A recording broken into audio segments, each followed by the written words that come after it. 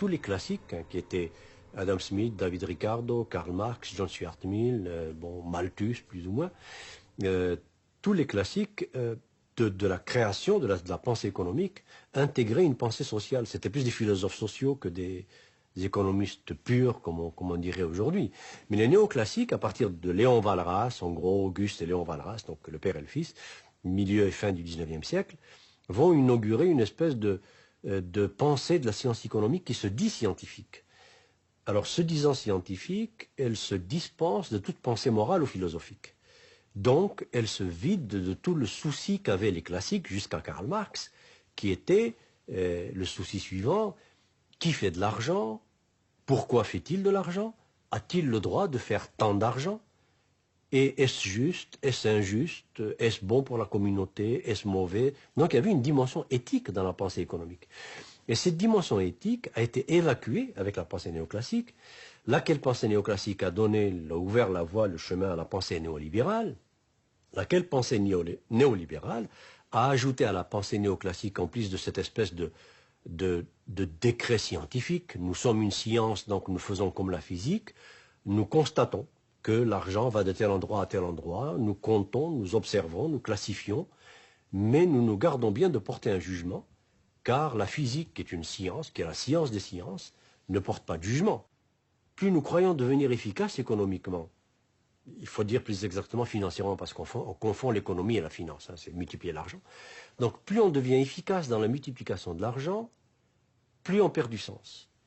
Alors, est-ce que ça a du sens, par exemple, de dire que General Motors, je prends juste cet exemple, est efficace parce qu'ils ont fait 23, 24 milliards de dollars de profit net dans la dernière décennie, mais en même temps, ils ont fait 300 000 chômeurs. Alors, est-ce que ça a du sens?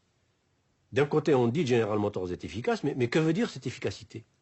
On dit, par exemple, l'économie américaine plus efficace. Bon, et le plus efficace en indicateur financier, en indicateur de rendement sur capital investi, etc. Mais jamais les États-Unis n'ont eu autant de gens qui vivent au-dessous du seuil de pauvreté à l'américaine, bien sûr. Jamais l'Amérique n'a eu autant de gens qui n'ont pas accès à des soins. 40% de la population américaine n'a accès pratiquement à aucun soin de santé. Jamais les États-Unis n'ont eu un niveau d'éducation aussi bas. 50% des Américains ne savent pas situer l'Angleterre sur une carte de géographie. Aujourd'hui, enfin c'est quand même aberrant. Quand on a la télévision, quand on a tout ça, 50 chaînes minimum par maison. Donc voilà un peu en gros ce que j'appelle cette panne de sens. Nous devenons de plus en plus efficaces matériellement, économiquement, financièrement, mais écologiquement, socialement, politiquement, humainement, nous perdons de plus en plus de valeur et de qualité de vie. Voilà cette panne de sens.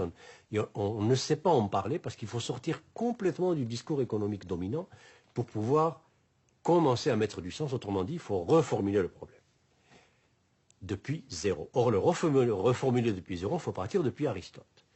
Aristote déjà avait dit, attention, ne confondez pas l'économique, qui vient de l'oikos nomia, la maison et la norme de conduite de la maison et de la communauté, avec la crématistique, qui est créma athos, l'accumulation de l'argent. Alors ça nous amène à la question de l'éducation. En éducation aujourd'hui, jusqu'à quel point enseigne-t-on Aristote? Qui connaît Aristote? Qui lit Aristote? Alors, si je dis Aristote, je peux en dire autant de Victor Hugo, de Jean-Paul Sartre, d'Archimède, etc., etc. Bon, passons. Alors, aujourd'hui, on dit paradoxalement que nous sommes dans l'économie du savoir et de la connaissance, mais on n'a jamais aussi peu éduqué, aussi peu enseigné. Mais en même temps, on n'a jamais mis aussi d'emphase sur les institutions dites de formation et d'éducation. Mais je m'explique où est le paradoxe, où est le non-sens. Le paradoxe et le non-sens sont dans le fait que, à peu près partout dans le monde, et particulièrement en Amérique du Nord, on est en train de transformer l'institution d'éducation en institution de reproduction de serviteurs du système. Autrement dit, d'espèces de bipèdes pensants qui n'ont pas d'autres soucis, qui ne doivent plus avoir d'autres soucis que de maintenir ce marché libre et autorégulé et de maintenir cette mécanique à production et multiplication de l'argent. C'est ce qu'on appelle l'employabilité, c'est ce qu'on appelle former des employables, c'est ce qu'on appelle réformer l'éducation depuis le primaire jusqu'à l'universitaire pour former des gens qui trouvent leur place sur le marché du travail. Or ça, c'est horrible. Est-ce qu'aujourd'hui un Victor Hugo serait employable? Est-ce qu'aujourd'hui un Socrate serait employable? Est-ce qu'aujourd'hui un Paul Verlaine, un Rimbaud serait employable? Non. Donc il n'y en aurait pas. Mais que serait l'humanité sans Socrate, sans Aristote, sans Rimbaud, sans Verlaine, sans Victor Hugo? Que serait l'humanité sans ces gens-là? Nous serions des animaux. Alors aujourd'hui, sous prétexte que ce n'est pas employable, que le marché n'en veut pas, eh bien, on ne forme plus de poètes, on ne forme plus de gens de littérature, on ne forme plus de gens de mathématiques pures, on ne forme plus de gens de physique théorique, on ne forme que ce que l'industrie, l'entreprise financière veut pour alimenter la machine à multiplier l'argent. Alors qu'est-ce que c'est ces employables? Ce sont ceux que je vois moi-même dans les universités dans lesquelles j'enseigne à travers le monde, c'est-à-dire qu'au niveau le plus élevé, deuxième, troisième cycle, maîtrise, doctorat, c'est ce que j'appelle les technocrates, c'est-à-dire des gens des technocrates analysants, qui sont formés à analyser des problèmes, problem solving, et on leur fait croire qu'ils sont intelligents parce qu'ils font du problem solving. Alors que l'intelligence, ce n'est pas le problem solving. L'intelligence, c'est la formulation des problèmes. Celui qui est intelligent, c'est celui qui formule le problème, qui le met en énoncé, qui le met en termes de liens et de combinaisons, qui appelle une question. C'est celui-là qui est intelligent. Celui qui se penche sur un problème déjà formulé pour trouver l'équation ou la formule qui donne la solution, ce n'est pas lui qui est intelligent. Or, c'est ça qu'on nous fait croire. Donc, des technocrates analysants, c'est des gens qui maîtrisent des techniques d'analyse et de calcul et qui confondent penser, réfléchir avec analyser et calculer.